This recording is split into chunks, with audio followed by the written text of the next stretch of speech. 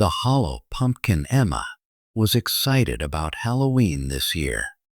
She was going to spend it at her grandmother's old farmhouse, a place she always loved.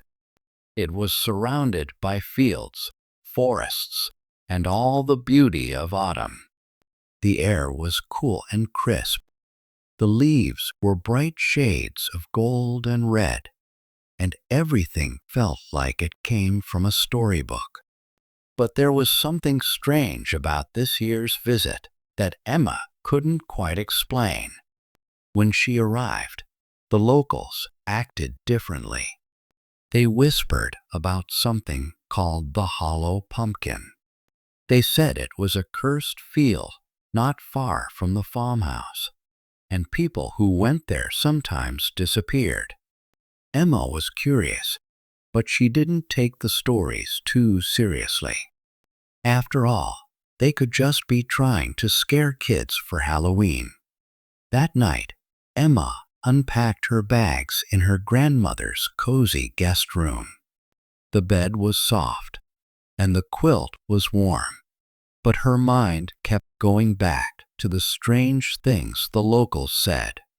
Why would people talk about such a place if it wasn't real? The idea of a cursed field with a giant pumpkin sounded like something out of a movie. She decided to let it go for now. The next day, Emma's cousins arrived.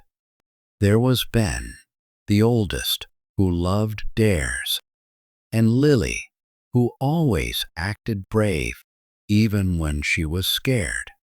They spent the afternoon exploring the barn, chasing each other through the fields, and carving pumpkins. It was all fun until Ben brought up the hollow pumpkin. "Have you heard about it?" Ben asked with a mischievous grin. "The cursed field?" Emma replied. "Yeah, but it's probably just a story to scare people. Or maybe it's real," Lily added, trying to sound calm. Ben's grin widened. "Let's find out. We should go there tonight." Emma hesitated. "What if it's dangerous?" "Come on, Emma," Ben said. "Don't tell me you're scared." Emma didn't want to be the only one who said no. Finally, she agreed. That night, after their grandmother had gone to bed, the three of them grabbed flashlights and snuck out of the house. The moon was full, lighting up the countryside in a pale, silvery glow.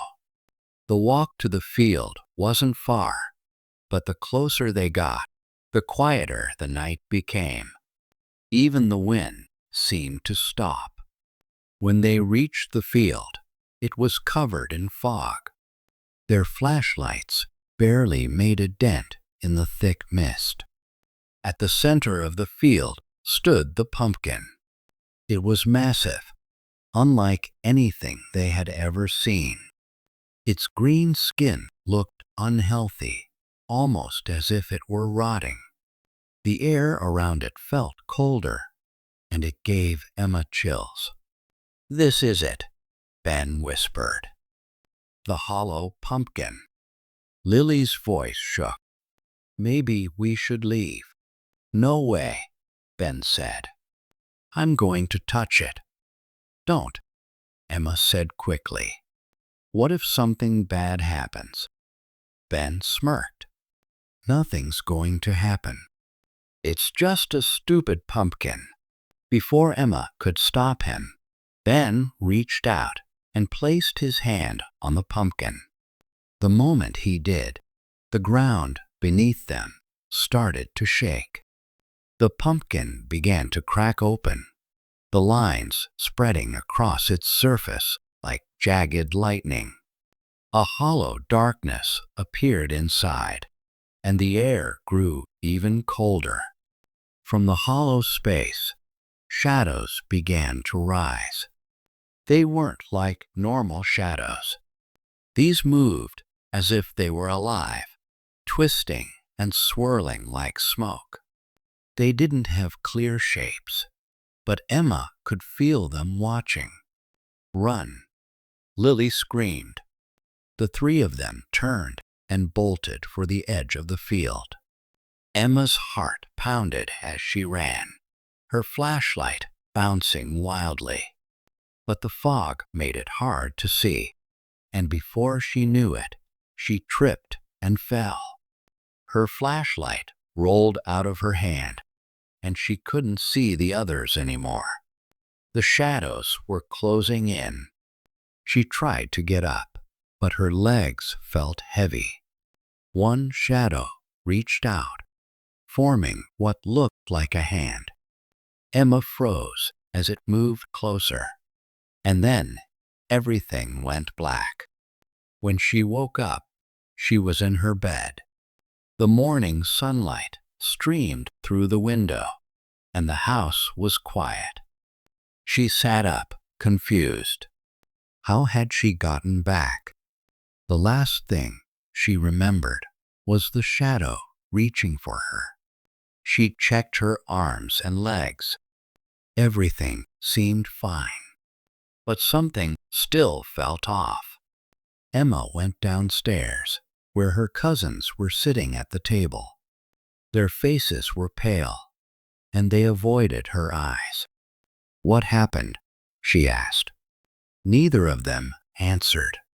Ben stared at the table, and Lily fidgeted nervously.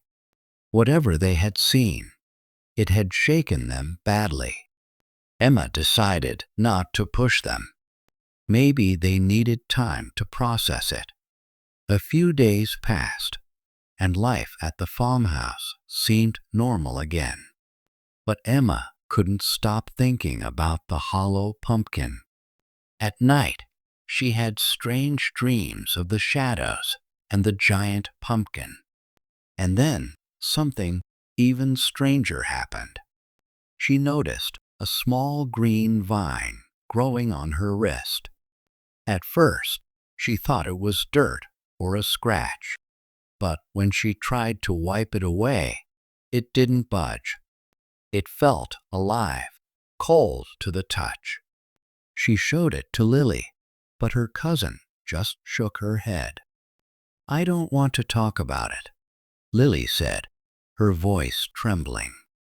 Emma decided to keep it a secret. She wore long sleeves to hide the vine, but it didn't stop growing.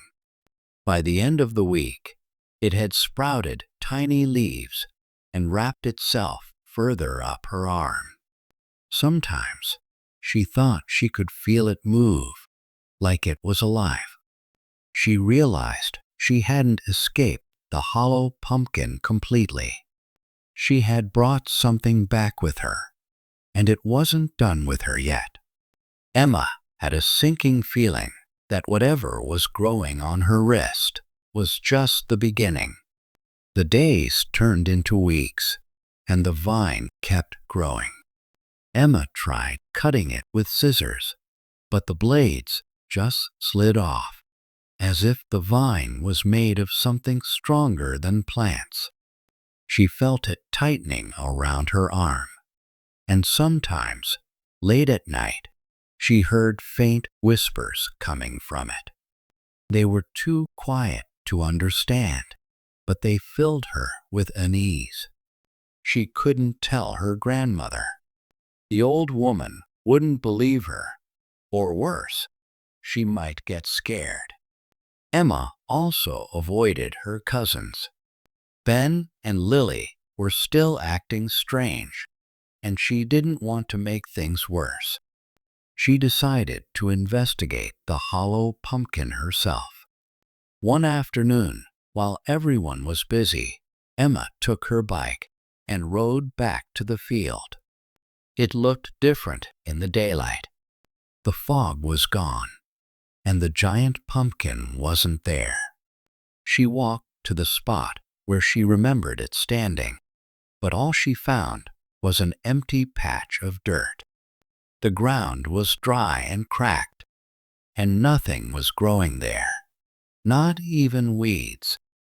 As she stood there, She felt the vine on her wrist tighten. The whispers grew louder, and she suddenly felt dizzy. The ground seemed to spin, and she fell to her knees. In the dirt, she saw shapes forming, like shadows rising from the earth. They were faint, but they were there. "Leave," a voice said, clear and sharp. It wasn't coming from the vine or the shadows. It felt like it was coming from the ground itself. Emma scrambled to her feet and ran back to her bike. She didn't look back until she was far from the field. When she finally stopped, she checked her wrist. The vine had grown again, and now there were tiny buds on it. She had a terrible feeling about what would happen when those buds bloomed. Back at the farmhouse, Emma tried to find answers. She searched the old books in her grandmother's attic, hoping to learn more about the hollow pumpkin. Most of the books were about farming and family history, but one caught her attention. It was an old journal, its cover worn and faded. Inside, there were entries about strange happenings in the area, written by someone who had lived in the farmhouse long ago. One entry stood out. It described a cursed field where a giant pumpkin grew. The writer said it appeared every few years and brought bad luck to anyone who saw it. They mentioned shadowy figures and vines that grew on people who got too close. The only way to stop the curse, the journal said, was to destroy the pumpkin before it could fully grow. Emma felt a chill. The pumpkin wasn't gone. It would come back, and when it did, she would have to stop it. She didn't know how, but she couldn't let it take over. For now, all she could do was wait. The vine on her wrist was a reminder that the curse wasn't finished with her yet. And she had a feeling it wouldn't let her go without a fight. The Whispering Woods, every autumn, Copper Creek transformed into a magical place. The trees in the woods behind the town turned fiery shades of red, orange, and gold, painting the entire landscape. It was as if nature had created a giant, colorful masterpiece. But among these woods, there was a part everyone feared: the Whispering Woods. They looked no different from the rest during the day, but as the sun set, the air grew heavy with unease. Stories about the Whispering Woods had been passed down for generations.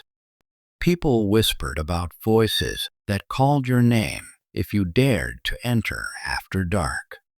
These voices were said to draw you deeper into the forest until you vanished, never to return. Many dismissed the tales as mere superstition, but others believed them completely, warning their children to stay away. Lucy was one of those who didn't believe in the old stories. She had grown up hearing them, but she always thought they were just silly myths meant to scare kids. Her friends, Tom, Alina, and Jack, felt the same way. They were a tight-knit group who loved adventure and didn't shy away from a challenge. So, when someone dared them to explore the Whispering Woods after dark, they couldn't resist. It was a chilly evening when they gathered at the edge of the forest. The sun had already dipped below the horizon, casting long shadows over the town. Armed with a single lantern, they laughed nervously as they prepared to enter. "Are we really doing this?" Alina asked, clutching her jacket tightly. "Of course. Tom said with a grin. It's just a bunch of trees. What's there to be afraid of? Yeah, Jack added. Let's prove everyone wrong. Lucy nodded, though she felt a small flicker of doubt. The woods looked darker than she'd expected, and the stories played in the back of her mind. Still, she pushed the thoughts aside and followed her friends into the trees. At first, everything seemed normal. The lantern's light flickered, casting warm golden glows on the surrounding trees. They joked and teased each other to keep the mood light. But as they moved deeper into the forest, the atmosphere began to change. The air grew colder, and an eerie silence settled around them. No rustling leaves, no chirping crickets, just silence. It's so quiet, Alina whispered. Her voice seemed too loud in the stillness. Probably just because it's late, Tom replied, though he didn't sound as confident as before. Then the whispers began. At first, it sounded like the wind moving through the trees. But soon, the sound grew clearer. The voices were soft and distant, as if coming from deep within the woods. Did you hear that? Lucy asked, stopping in her tracks. Hear what? Jack said, his eyes darting around. The whispers, she replied. Listen. They stood still, holding their breath. The whispers came again, faint but unmistakable. And then, one by one, the voices began calling their names. Lucy, Tom, Alina, Jack. The group froze, fear creeping into their expressions. The voices weren't harsh or threatening. They were soft, almost gentle, but there was something deeply unsettling about hearing their own names. This isn't funny, Tom said, looking at the others. Who's doing that? No one, Alina whispered. It's just us out here. Lucy felt a chill run down her spine as the voice called her name again. This time, it sounded closer, and it carried a strange familiarity. She couldn't place it, but it was as if she knew the voice. Lucy, come closer, the voice whispered. Her friends urged her to keep walking, but Lucy hesitated. Something about the voice tugged at her curiosity, drawing her toward it. She took a step in the direction it had come from, the lantern's light growing dimmer as she moved. Lucy, what are you doing? Alina called, panic in her voice. Stay with us. But Lucy didn't listen. The voice called her again, and she felt an irresistible pull. She walked further, leaving her friends behind. The trees around her seemed taller and darker, their branches twisting into strange shapes. The whispers grew louder, more insistent. Before she knew it, she was alone. The lantern flickered weakly, casting shadows that danced and swirled. In the distance, she saw a figure standing still. Its face was hidden in shadow, but it held out a hand. Lucy, the figure said, its voice the same soft whisper she'd been hearing. She felt her feet move toward it, as if she had no control. The figure's hand was outstretched, pale and cold. When she reached for it, her surroundings began to change. The forest faded away, replaced by an endless darkness. The last thing she saw was the figure's shadowy form before everything disappeared. Back in the woods, her friends searched desperately for her. They called her name and retraced their steps, but Lucy was nowhere to be found. By dawn, they had no choice but to return to town and tell the others. The story of Lucy's disappearance spread quickly. Some people blamed the Whispering Woods, while others thought it was just an accident. But those who believed in the old legends whispered that Lucy had become part of the woods. Her voice, they said, now joined the whispers, calling out to new victims who dared to enter after dark. From that day on, no one in Copper Creek dared to challenge the legend again. The Whispering Woods remained a place of fear and mystery, where the voices of the lost continued to call, waiting for someone to answer. The Scarecrow's revenge, the Johnson farm, had always been a quiet place, tucked at the edge of town. Surrounded by fields of golden corn, it looked peaceful, but locals whispered stories about the creepy scarecrow that stood in the middle of the field. Unlike ordinary scarecrows, this one was unsettling. Its burlap face was stitched into a permanent scowl. Its button eyes seemed to follow anyone who passed by, and its straw-stuffed body had an eerie, human-like shape. No one knew how long it had been there or where it came from. The Johnsons themselves had no clear answer.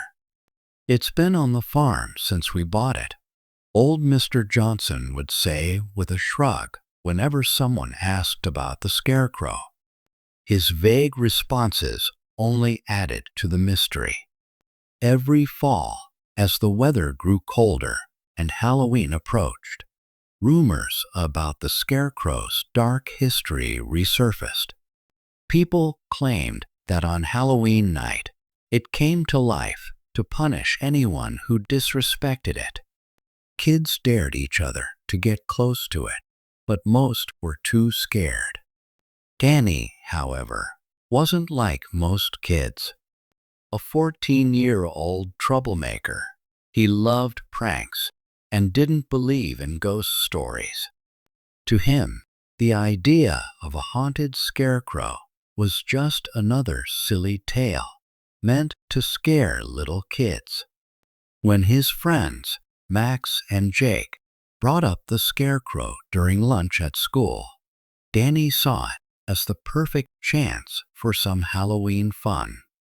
"Let's go mess with it," Danny said, grinning. "We'll paint a mustache on it or something. It'll be hilarious." Max hesitated. "I don't know, Danny. People say weird stuff happens at that farm." Jake nodded. "Yeah, my cousin said he heard it move once when he got too close." Danny rolled his eyes. "Come on, you guys don't actually believe that, do you? It's just a stupid scarecrow. What's it gonna do? Chase us?" Eventually, Danny convinced them. The plan was simple. Sneak onto the farm on Halloween night, spray paint the scarecrow, and take pictures to prove they'd done it. Halloween night, the night was cold and moonlit. Danny, Max, and Jake met up at the edge of the Johnsons' property. Armed with spray paint and a flashlight, they crept through the tall corn stalks toward the scarecrow. The fields were silent, except for the crunch of dried leaves under their feet. When they reached the center of the field, there it was. The scarecrow stood tall on its wooden pole, its stitched face seeming even more menacing in the moonlight. Max shivered. "This thing is creepy," he whispered. Danny laughed. "It's just straw and burlap. Watch this." He uncapped a can of spray paint and shook it loudly. The rattling sound echoed through the quiet field. "What if someone hears us?" Jake asked nervously. "Who? The Scarecrow?" Danny teased. He aimed the spray can and painted a thick black mustache on the Scarecrow's burlap face. Then he added crooked glasses and a goofy grin. "There. Much better." Max and Jake chuckled nervously, their laughter quickly fading as the wind picked up. The corn stalks rustled around them, and for a moment it sounded like someone or something was moving through the field. "Let's get out of here," Max said, glancing over his shoulder. "Not yet," Danny said, pulling out his phone. "I need a picture for proof." He snapped a few photos of the defaced Scarecrow, but as he turned to leave, a strange sound stopped him. It was a low creak, like old wood bending under pressure. "What was that?" Jake whispered, his voice shaking. The three of them froze, staring at the Scarecrow. Its head had turned ever so slightly, and its painted eyes seemed to be looking right at them. "No way," Danny muttered, trying to convince himself it was just his imagination. But then the Scarecrow's arm twitched. Slowly, its straw-stuffed limbs began to move, the sound of rustling straw breaking the silence. "Run!" Max screamed, bolting toward the edge of the field. Jake followed, close behind, but Danny stood frozen in place, staring in disbelief as the Scarecrow climbed down from its wooden pole. Its movements were jerky but fast, its long arms reaching out toward him. Finally snapping out of his shock, Danny turned and ran, but the Scarecrow was faster. It moved with unnatural speed, the rustling of its straw-filled body growing louder as it closed the distance. Danny tripped over a root, falling hard onto the ground. Before he could get up, the Scarecrow was upon him, its stitched mouth curling into a horrifying grin. "Help!" Danny screamed, but his friends were too far ahead to hear. The Scarecrow's straw arms wrapped around him, and with surprising strength, it dragged him back into the field. The corn stalks swallowed them both, leaving no trace behind. The aftermath: the next morning, Max and Jake returned to the farm with the police. They hadn't slept all night, haunted by what they had seen. They led the officers to the spot where Danny had last been, but there was no sign of him. The Scarecrow stood in its usual spot, looking just as it had before. Its face was clean, with no trace of the spray paint Danny had used. The only clue was Danny's phone, lying on the ground at the base of the Scarecrow. It was covered in straw. The police searched the entire farm, but found nothing. The Johnsons, who had heard none of the commotion the night before, insisted that the Scarecrow hadn't moved. "It's always been there," Mr. Johnson said. Max and Jake tried to explain what they had seen, but no one believed them. The adults chalked it up to a Halloween prank gone wrong, but the boys knew the truth. They had seen the Scarecrow move, and they had seen it take Danny. From that day on, the Scarecrow's legend grew even darker. No one dared to go near it, not even during the day. The Johnsons' farm became a place of fear, And every Halloween, the town was reminded of the boy who vanished without a trace. As for Danny, some say his spirit now haunts the cornfield, warning others to stay away. But the scarecrow remains, standing tall and silent, its stitched face hiding whatever dark secret it holds. The haunted hayride, every fall, Willow Creek Farm came alive with excitement. The farm was famous for its annual hayride, an event the whole town looked forward to.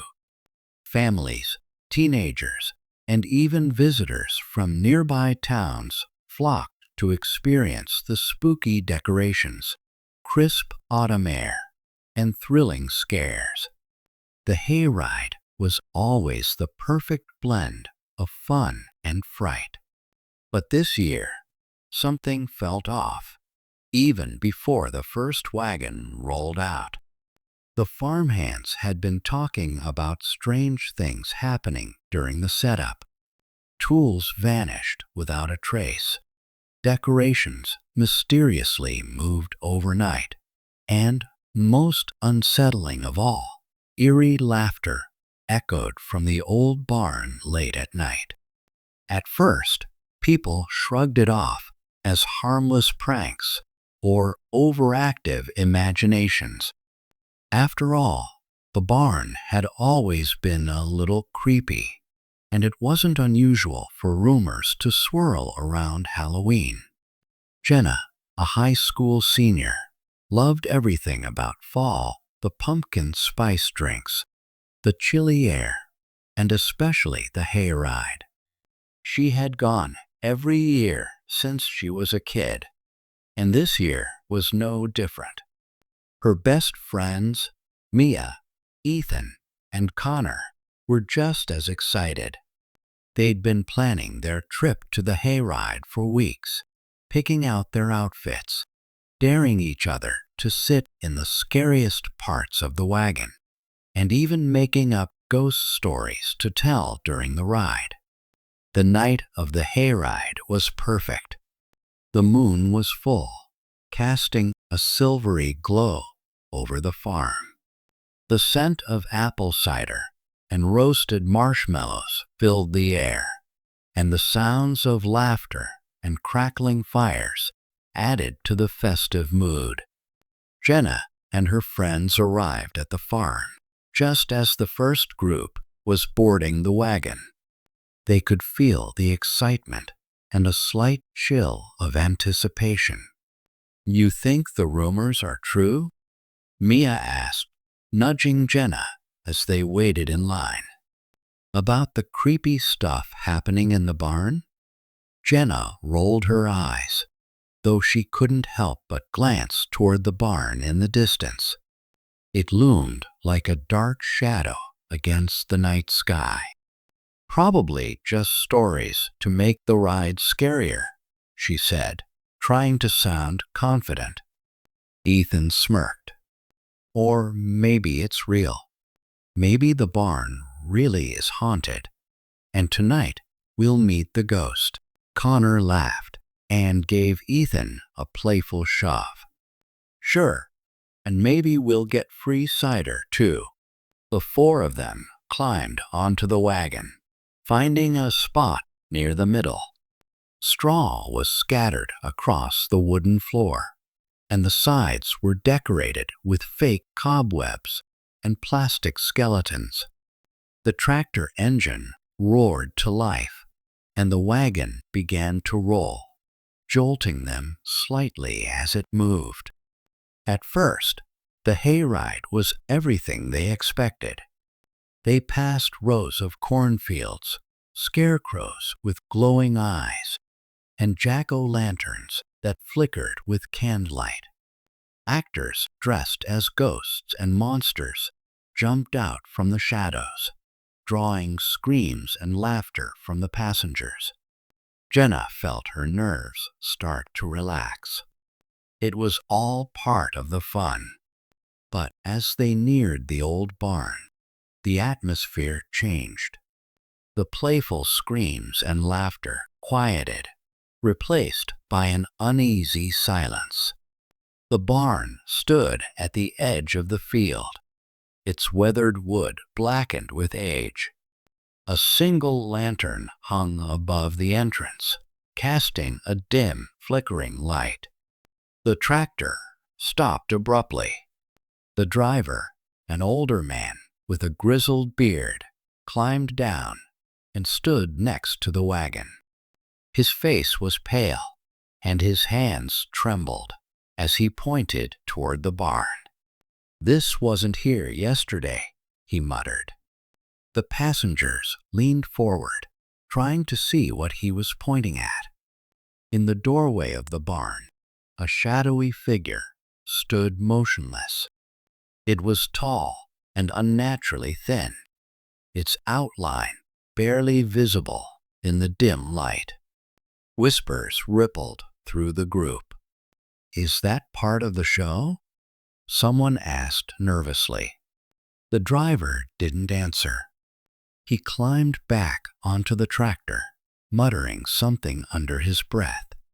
The wagon started moving again, slowly inching closer to the barn.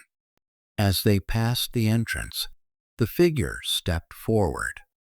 Gasps and screams filled the wagon. The figure's face came into view, illuminated by the faint glow of the lantern. Its features were twisted and distorted, as if they'd been melted like wax. Its eyes were hollow, but a faint, unnatural light flickered within them. "You shouldn't have come," it rasped, its voice low and grating. The passengers froze, too terrified to move. Then, as if a spell had been broken, the wagon lurched forward. But the figure didn't stay behind. It climbed onto the back of the wagon, its movements jerky and unnatural. People screamed and scrambled away, but there was nowhere to go. Jenna felt her heart pounding as the figure's glowing eyes locked onto hers. She tried to look away, but she couldn't. A cold, bony hand reached out and grabbed her arm. The touch sent a chill through her body, and the world around her began to blur and fade. When Jenna opened her eyes, she was lying on the floor of the barn. The hayride, her friends, the wagon, everything was gone. She sat up, her head spinning, and looked around. The barn was empty, but the air felt heavy, as if something unseen was watching her. "You're mine now," a voice whispered, so close it made her jump. She spun around, but no one was there. Jenna's heart raced as she stumbled toward the barn door.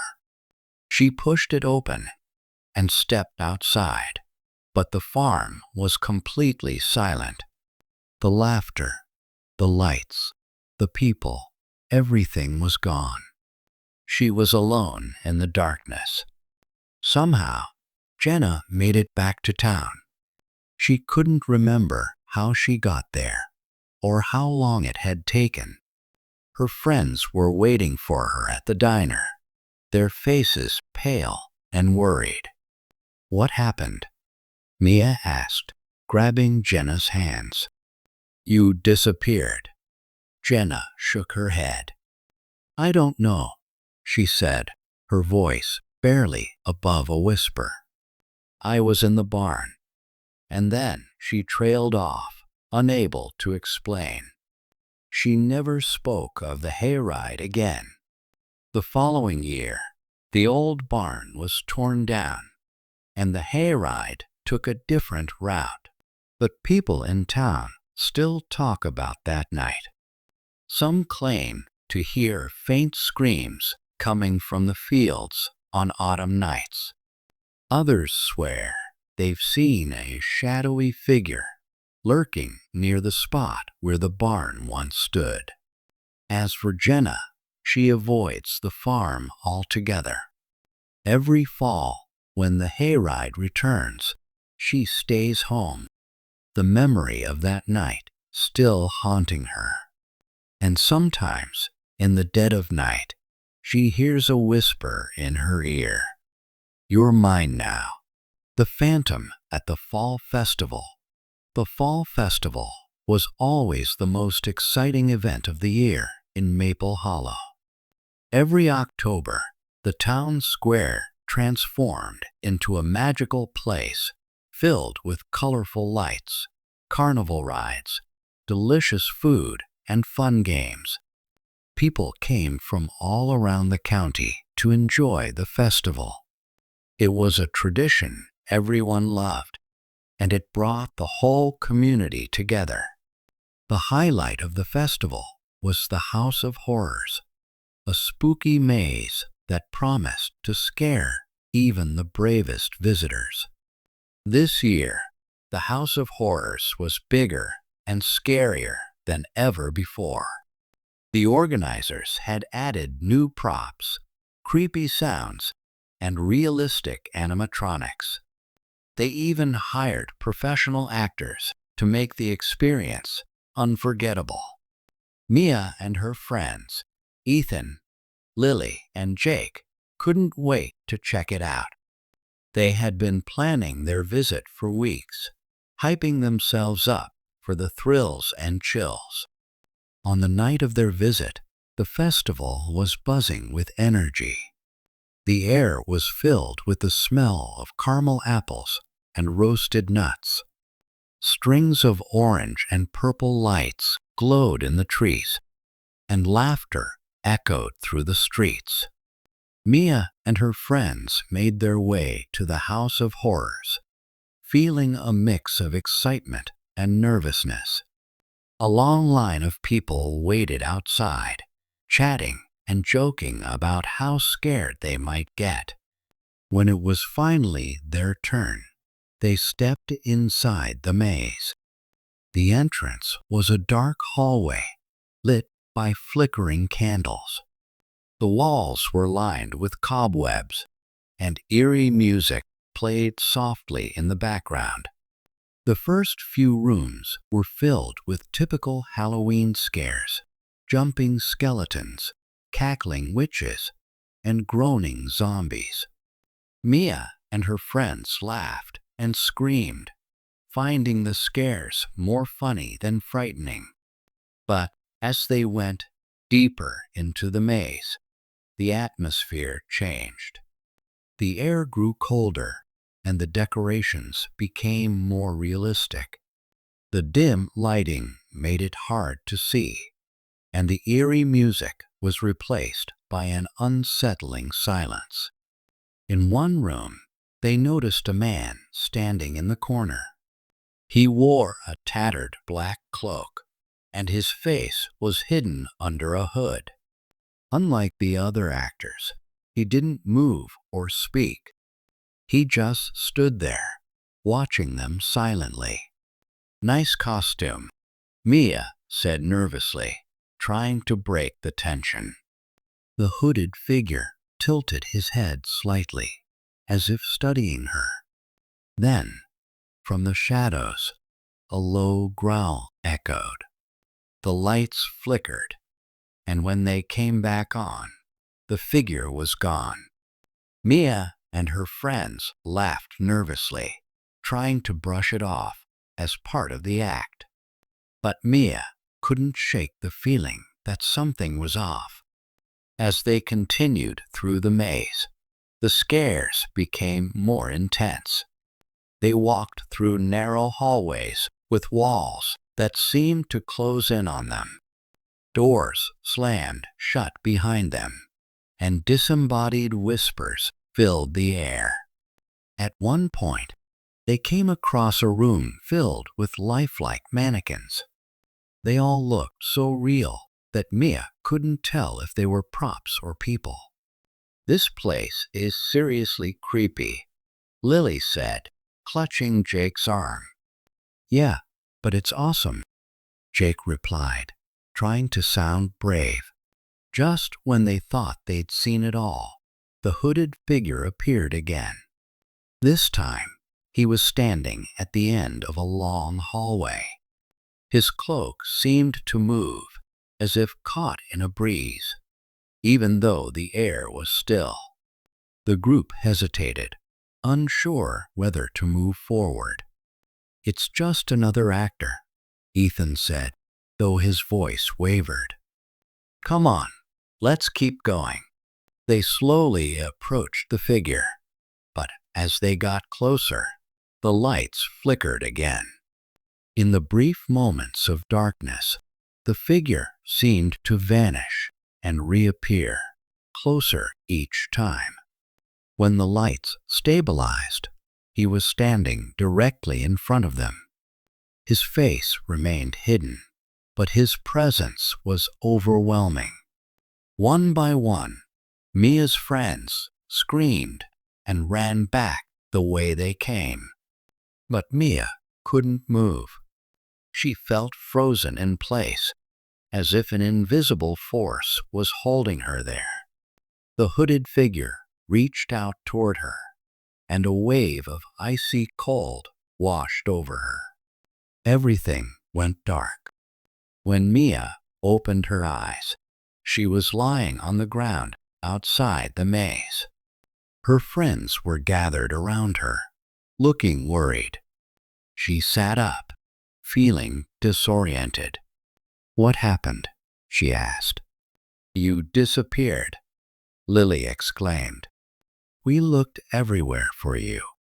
You were gone for hours." Mia frowned. To her, it had only felt like minutes. She couldn't remember what had happened after the lights went out. As she stood up, she noticed a strange mark on her arm. It looked like a scar in the shape of a clawed hand. She touched it, and a chill ran down her spine. Over the next few days, rumors spread around town. Some people claimed the House of Horrors was haunted by a real ghost. Others said it was all part of an elaborate marketing stunt. The organizers denied any supernatural involvement, but they couldn't explain what had happened to Mia. By the end of the festival, the maze was closed down, and it never reopened. Every fall, Mia found herself thinking about that night. She often dreamed of the hooded man, his voice whispering in her ear. "I'll be back for you," he would say. The dreams always left her feeling uneasy, but she tried to convince herself they were just her imagination. Years passed, but the scar on her arm remained. No one could explain how she got it, and it never faded. Mia's friends stopped talking about the incident, treating it like a strange, unexplainable memory. But deep down, Mia knew that the hooded man wasn't just a part of the maze. He was something more, something she couldn't escape. As she grew older, Mia avoided anything to do with haunted houses or festivals. She couldn't shake the feeling that the hooded man was still out there, watching and waiting. And every October, when the air turned crisp and the leaves began to fall, she felt the same chill she had felt that night in the maze. She knew he would return. It was only a matter of time.